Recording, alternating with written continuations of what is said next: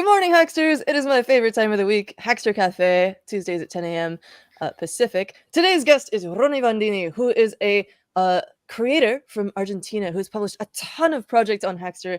You're a writer, electronic musician, and an electronic artist as well. A musician and electronic artist. But could you tell us some more about who you are and what you do? That is perfect. I'm a writer. I have a background in software development, and I'm a musician as well. So in these machines, I try to integrate all these different things. Ooh, so tell us about some of the projects that you've made that integrate those interests, if you would. Okay, sure. I think maybe the first one of these machines was Rashformatic. The idea came, I was seeing a documentary about a writer named Julio Cortázar, and Ah, yeah, they were talking about one of his books named Hopscotch. He wrote this book like 50 years ago, and it has a uh-huh. very interesting approach. You can read the book sequentially, but you can also choose your path through different chapters. Whoa. And someone mentioned that a machine exists to read this book, and I started to research the subject. I found out that nobody made the machines. There are just some notes about it. And I decided, well, I'm going to give it a try. I will make this little machine, and it's this one here. That was the starting point for this project. Ooh, could you show us that a little bit closer, please? I will try to. Oh, maybe Oh, it's wired in, sorry. is where I think this is all as it gets. It has a selector here, a Uh-huh. button to go forward through the chapters, and a little screen so you can see the chapter you're in, the next chapter to read, and also the progressive percentage in the book. Wow. I, And oh, that's kind of similar to this later one that you created, which was, where is it? Mm-mm-mm. Calculating the reading time inside of a book. Here we go. And this looks like Fear and Loathing in Las Vegas, is that right? that is the book. Yeah, I love that book. It's really good with those Ralph Steadman illustrations. Um, yeah, tell us about this project. This was a more recent one that you published last year, right? Yes, I Calculating. think I made this one in March of last year. I wanted to start with TinyML, and I decided to go for to process audio. So I trained the model with sound of pages being turned, and I wanted to provide to physical books very useful function that you have with Kindle. That is Mm. the at what point are you in the book, and what is the progress and the remaining time. So the only sound being recognized are pages. If you make any other noise, it is not counted as a page being turned. And according to your reading progress, that little screen shows how many minutes or hours are left in the book. That's so cool. And you created this with TinyML? TinyML with Edge Impulse. I made the Oh, model, and yeah. it's an Arduino BLA 33. Those are great little boards, and Edge Impulse is so useful. This is one of the visualizations from there. What was your experience like working with this? It was really straightforward. I found really good documentation. I've tried other things, but this one, the way to go, it was really, really simple. I think so too. It works really well with this board. Um, if you were to build this project again, what might you do differently? I don't know if I will do something different. I would like to make other things related to machine learning, Mm, maybe not related to sounds. But this project, I think I will do exactly the same. It worked pretty well. it's a good project. Yeah, it seems to like I love the idea of programming it based on the pages turning, the sound of that. Because I guess if I were to build something like that, I would think about doing it with a visual thing or like a distance sensor or something. But the pages turning makes so much sense because you don't have to have it mounted in a very specific place, just kind of like near the book. Ah, awesome. That's right. And it's interesting to provide to physical books a feature that is useful when you are reading digital books. Mm. So, here's another project that you did do a couple different versions of. You made version 2 of your Haiku e-ink reader, and could you tell us a bit about this project and what it is exactly? And Sure. Some years ago, an organism here in Argentina made an announcement that they are going to build a local e-reader for universities made with Ooh. 100% local electronic components. That, of course, is absurd because there's no factories here that made none of these components, not the screen, not the buttons, not anything. So, of course, nobody did anything with this, Mm. and the years passed by, and I decided to give it a try. I got a small ink screen, and I designed the case, and I started to program. And after all, I saw the device, and I thought that it will be good for haikus because that small form of Japanese poetry is ideal for this small screen. I love it. And you did do 2 versions of this, so what did you change from the first one? What did you learn from the first one that you updated in the second one? In the first one, I made it in a hurry, so the case was not so good, and Mm. all the haikus were hard coded in Arduino code. In the second version, I read haikus from micro SD card, so it's Ah, uh-huh. easy to provide more haikus. So the design is better, and I also integrated text with BMPs, so that's you are seeing there the The bamboo. beautiful little Yeah, border. yeah, that's right. So those were the main changes. Cool. What were your main challenges in designing this? Because 'Cause you've got a full you have the electronics, and then you have a full enclosure and a mounted switch and things. It's a bunch of different things to integrate. What was the most most challenging or interesting or difficult part? Maybe in this case, because from programming point of view, there wasn't too much to develop. So maybe the case was the main part in this project. I don't have a formal education regarding modeling and 3D printing, so that was something I learned along the way in the last few years. Awesome. Well, I can't wait to see if you create another version. What kind of 3D printer did you use on this? I use a Prusa compatible model. It's an Anet A8. I've got this printer 4 or 5 years ago, so and I stick with it because I know how it works. But I have plans to get a better one. I know the technology is better now, so Mm. I won't have to fight with the printer so much as I do now. Do you have a specific one that you're looking at? Not sure yet. Not sure yet. I have some friends that are in this subject, so I will get some tips from them. Mm. And I think in my next trip to the US, I'm going to get a printer there. Ah, cool. So, here's one that is one of my favorites. It is so fun and interesting. I love robots, and especially like little companion bots, and this is like a I know I'm a fan of your work, and oh, I know Archimedes. So yeah, I know. yay! Well, he's excited to meet you too. He's up there on the shelf. Tell us about your Furby creature.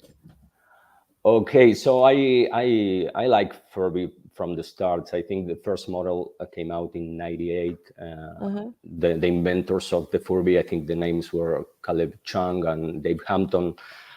This is a great piece of I'm saying I don't know art and technology.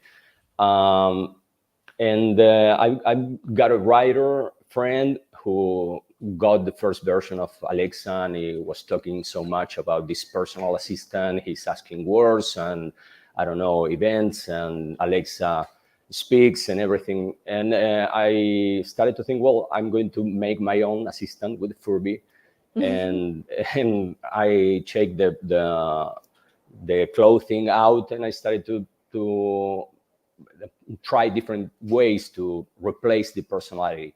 At Mm, that time, there were one or two projects around, but all of them didn't quite like me because they didn't they only control the motors and they replace everything else, and I didn't want to. I have respect for the original machine, so I didn't want to change everything. So my path was a little bit different, easier at the end. In this project, I only detect whenever Furby wants to talk, and then I insert my own audios, which are, of course, Jorge Luis Borges phrases and wisdom. So it's very funny to have, I don't know, this little robot with that look and all the wisdom of Jorge Luis Borges. And of course, all the functions of the original Furby are still in, so you don't know exactly when he's going to talk or under which stimulus he's going to respond. So, yeah. That's amazing. So the recordings, did you record those, or are those actual recordings of Jorge Luis Borges speaking? No, it's the voice of Jorge Luis Borges. I just I use Audacity to cut them. I downloaded it from known speeches, and I cut the phrases and I put all in a micro SD card. And it is played with an Arduino connected to a DF player mini. So it's the actual voice, and that is very important because if you don't have the voice, it's just the phrases. The effect won't be the same. Yeah. Oh, I love that combination of the Arduino and the DF Player Mini. I think that's really powerful. I had another question. What was it? Oh, yeah. What kinds of things does he say? Well, some of them are phrases from informal conversations, but a lot of them are about books, Conrad, and things he did. And there's always wisdom and a lot of culture and books involved in the phrases. Oh, very cool. Okay, so there's another one up here that I think is really cool. It's basically like a Rolodex, but for reading. And this is something that you based off of a piece by another artist, Raymond. I'm not sure exactly how to, Raymond Roussel or something like that, French. But yeah, could you tell us about this? Yes, the same person that made the diagrams for the other machine, the Rashformatic, did a small machine which appears there at the right corner. Because this was a very challenging novel by Raymond Roussel with notes, and you have different levels. You go from one point to the other one, and the machine tries to simplify that reading. So it was a mechanical machine, and I saw that, and I thought, well, I'm going to use a Rolodex. I got one here, which wasn't so easy because it's not a product that was sold here in Argentina, but I got one. And then I used a servo motor with continuous rotation, and I printed the cards following the original machine layout, and some specific numbers related to Raymond Roussel life are used in how and the time that the motor is rotating. So you're not sure what are you going to get, and the machine turns, and then you have one page to read, and you go to another part of the book. I love that integrating, as you said here, 1933, the year that he died, is like used as one of the delays in turning the cards. Just like all this, just little touches that are so meaningful inside of this that you wouldn't necessarily know like while you're using it, but once you like really dig into the project, it's got so much more to offer. It's so interesting. That's right. And I like to tell little stories with the project, not just explaining how I did it and providing the circuits and the parts and the code, but also try to tell a story. And that usually put me in touch with other people that are not necessarily fans of technology, but sometimes fans of Raymond Roussel or I don't know, in the other case with Julio Cortázar. And that's very interesting. Yeah.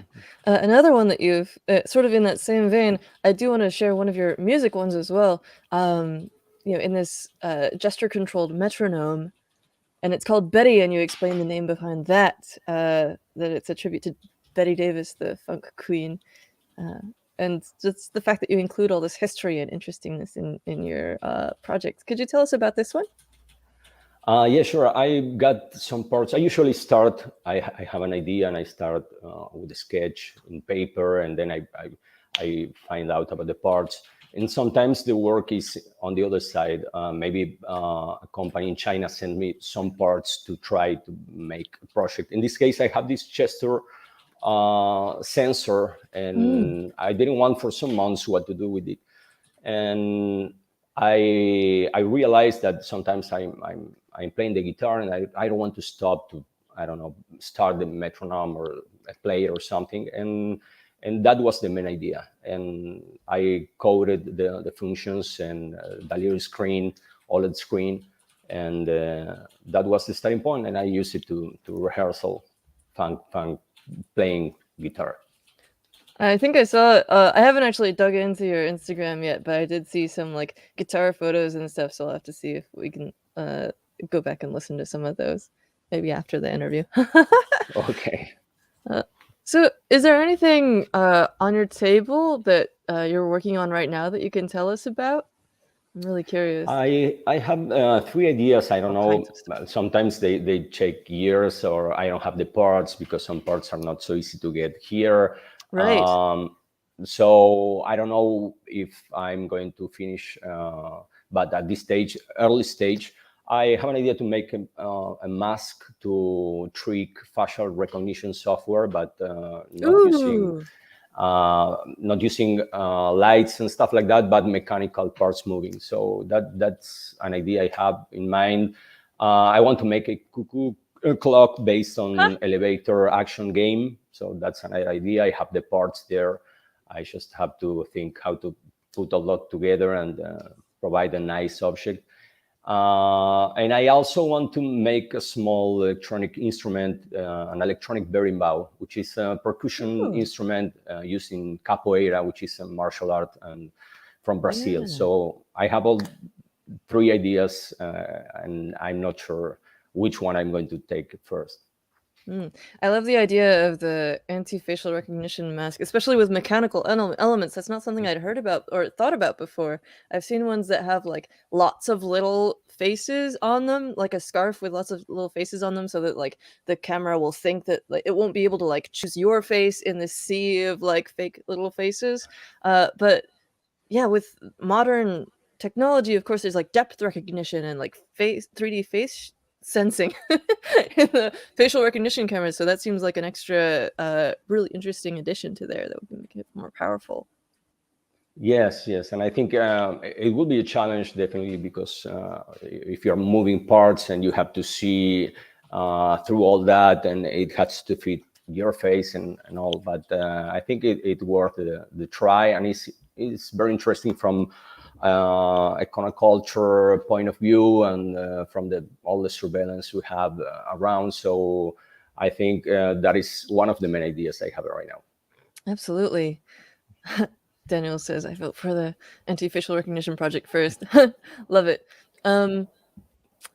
So you said that you come from kind of a software background before you necessarily got into electronics. Can you tell us a bit about your story there? Like, how did you get into Sure. software in the first place, and then into?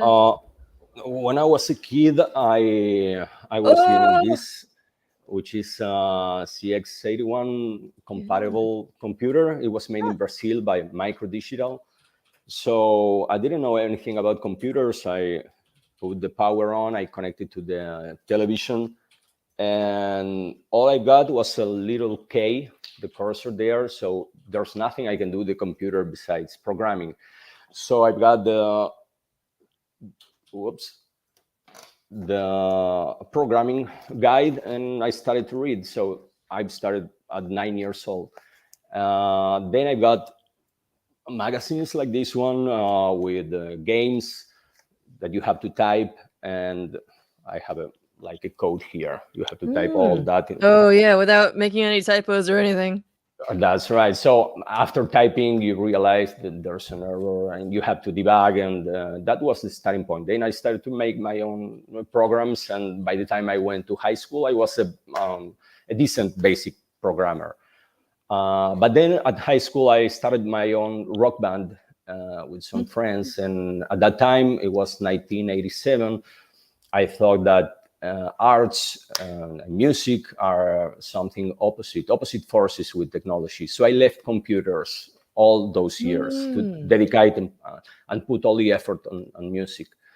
And then at university, I started to get formal education, and I started to program again and working with computers and during all .com bubble or era. And that was fun and very fun. And I traveled a lot. And then I left computers again to write. So I had some books, fiction novel. And then I left computers, and then finally I understood that you don't have to choose, and it's all part of the Yeah. same. You can use all resources you have, and right now these machines are kind of that idea, an integration between books, literature, music, and technology, programming, so different things. Yeah, that really shows up in your projects where they combine all these different disciplines. I finally found an image of your Rashformatic.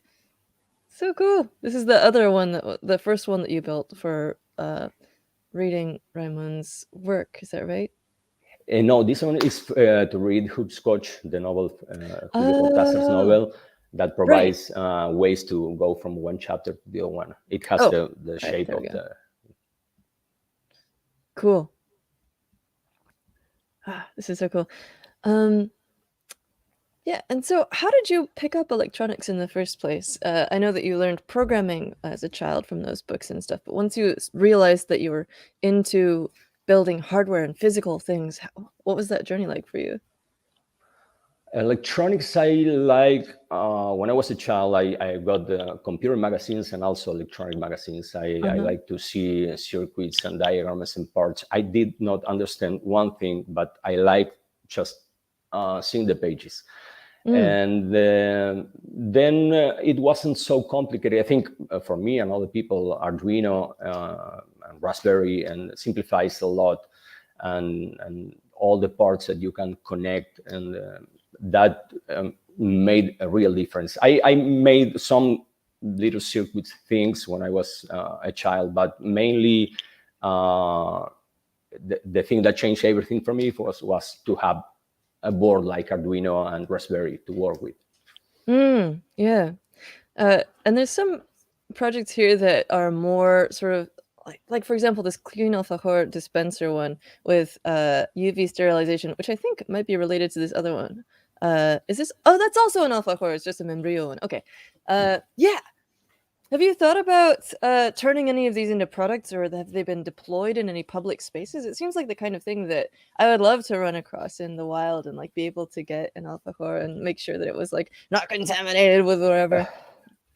I sometimes not projects that I publish here, but I made prototypes for companies. But I don't like to work in a company and have all the things that comes after the creative part. I do like to design Mm. and code and make the original item, but not so much with all the stuff that comes later. I did that in the past. I'm not doing right now those things. It's like a Melville story, Bartleby. I would prefer Mm. not to. Yes.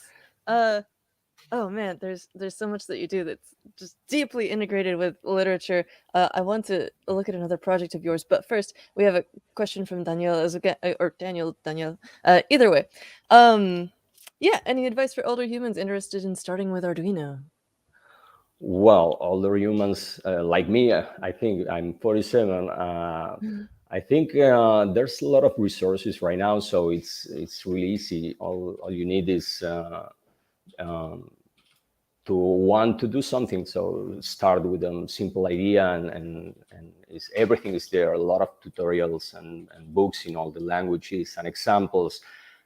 In my case, I always try to provide instructions and the code and the files to print the parts. If you don't have a printer, you can print the part in any place. So I always try to provide everything because that was the path for me too. I try to check the works of others, and I still do right now.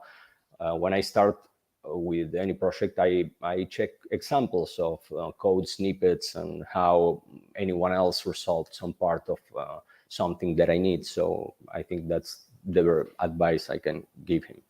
Mm, awesome. And of course, we have like a Hardware 101 series on Hackster as well that I can link in the comments or in the description below after we're done here.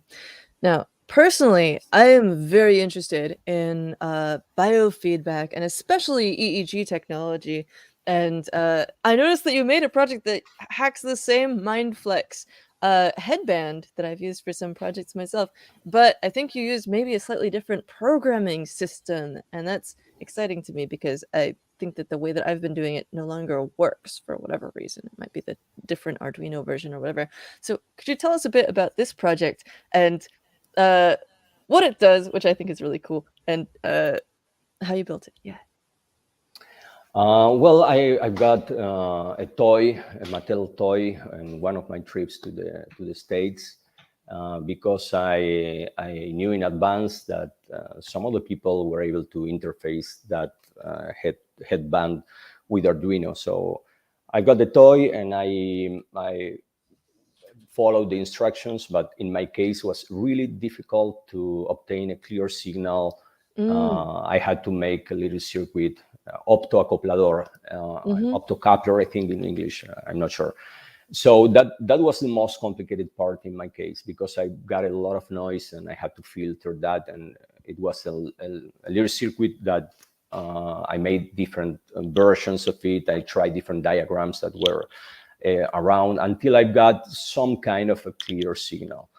And after that, it wasn't so complicated. I just tried to read values for concentration, and I made different versions. I'm not sure which one I left uploaded, but one of them, as long as you get really concentrated and in a certain state of mind, the poetry start to flow. And then you have a diagram with different values with a chart to see if you are doing well or not. Do you think that it, when you are actually using it, do you think that this adds to or detracts from your experience of the poetry, or is it like plus and minus? No, I think it has not much to do with maybe in the sense that you need concentration to enjoy Uh-huh. poetry or to write poetry, and this device you have to concentrate. But other than that, I don't think it's much related. I just find interesting to mix all poetry with mind concentration, Mm. and that was the idea. Yeah, I could see myself like focusing on these line charts maybe and not being able to think about the poetry much. Like even when I use these things for meditation, sometimes it's like you're too. I feel like I'm too focused on like the data when I'm trying to like actually focus on meditation. But either way, you get a really interesting view into what your brain is doing. That's right. Yeah, and the poetry chosen, I think E comes there. It's really nice poetry. So if you're seeing the charts, you're not reading the poetry. And Oh but yeah. I wanted to put all the values. Sometimes you focus on the things that happen up in the screen, and sometimes you can read the poetry. Mm. So you've mentioned that you have ambivalent feelings about facial recognition technology, which makes I totally agree. But also you're into machine learning, which itself has some like pluses and minuses for society. I'm curious about your views on machine learning as we move into the future, things that we maybe have to watch out for, and things that you hope for with machine learning. I'm kind of worried, like a lot of people in technology, but I think also if you want to propose changes, you have to understand how does it work. I'm worried about the biases. I'm worried about the uses that governments sometimes have for these technologies, and companies as well, of course. Uh, but I also think you have to learn and try them in the projects to see other uses for it, and to propose changes. So that was the idea, and I have plans to continue doing things with machine learning. Oh yeah, it makes sense that if you want to critique something or propose, a better way to do it or to use it, or to remove the biases and things. You definitely, as you say, need to be able to understand it in the first place.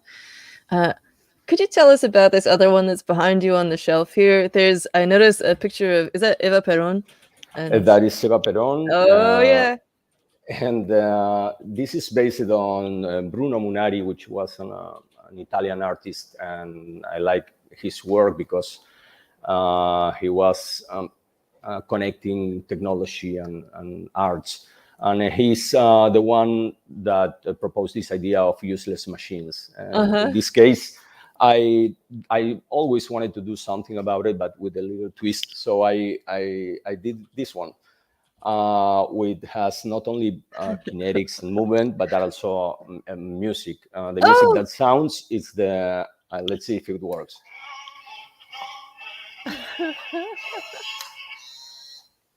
And then if you turn the machine on again, it continues.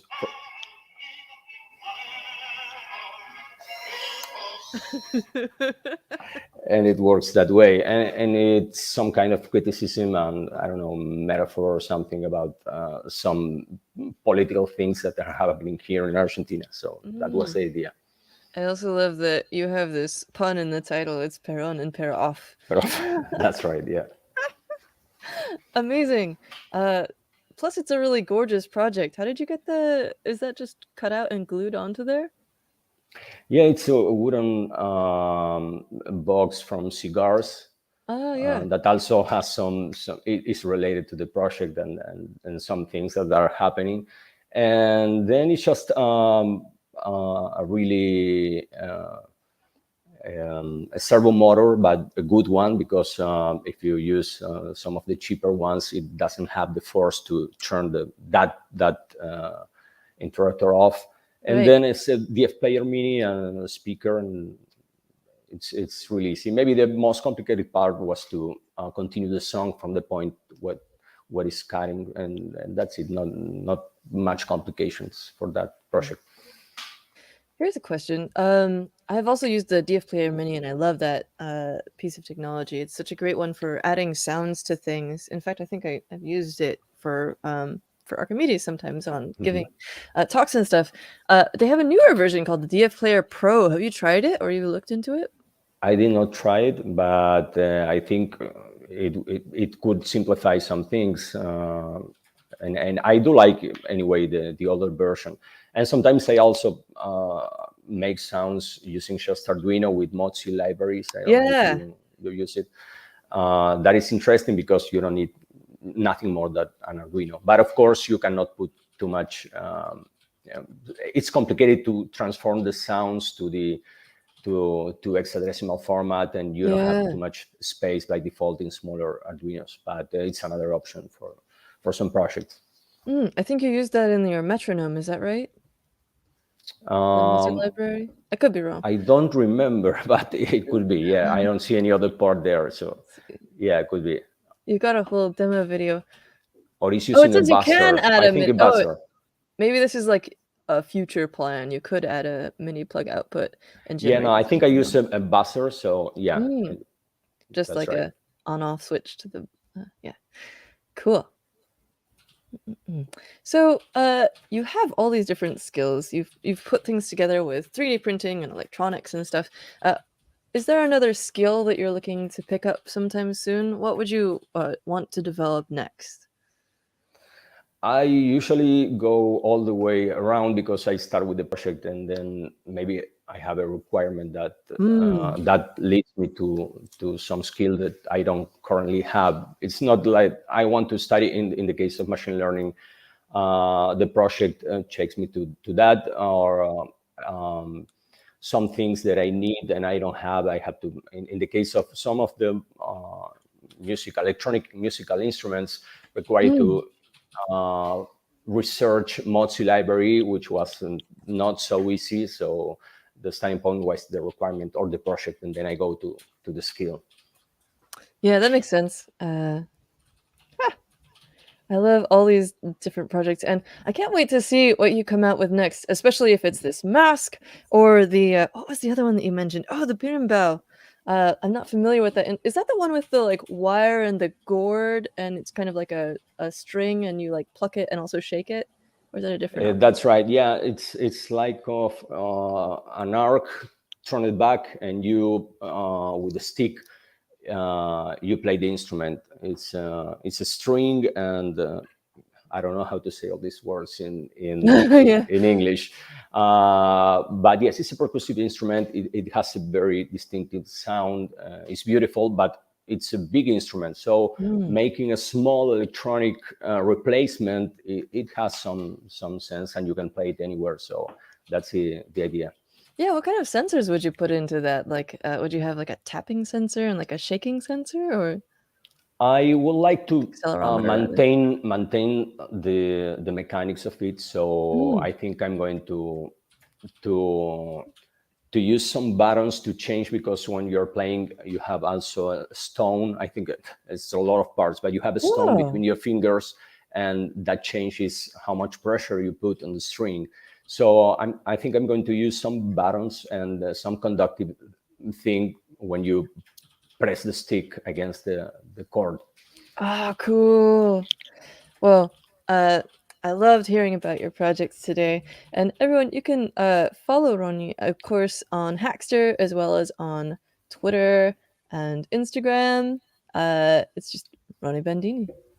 Roni Bandini. I'm saying it wrong. But No, yeah, you're saying perfect. Yeah, thank you. Thank you so much for joining us. I my can't wait to like pleasure. dig into more of these. This stock market training with Raspberry Pi and your hamster looks fascinating. Another machine learning one to detect guns and like sound an alarm so that no one gets hurt. Oh, so many cool things. I wish that we could just delve into all of them right now, but I'll leave it at that, and people can look at the links in the description to this video to check out more of the work that you've done. And maybe someday I'll get to hear you play guitar. That'd be awesome. That would be awesome. Thank you so much for joining, and thank you everyone Thank you, Alex. for yes. All right. Have a happy rest of your Tuesday, everyone. We'll see you next week. Cheers. Bye bye.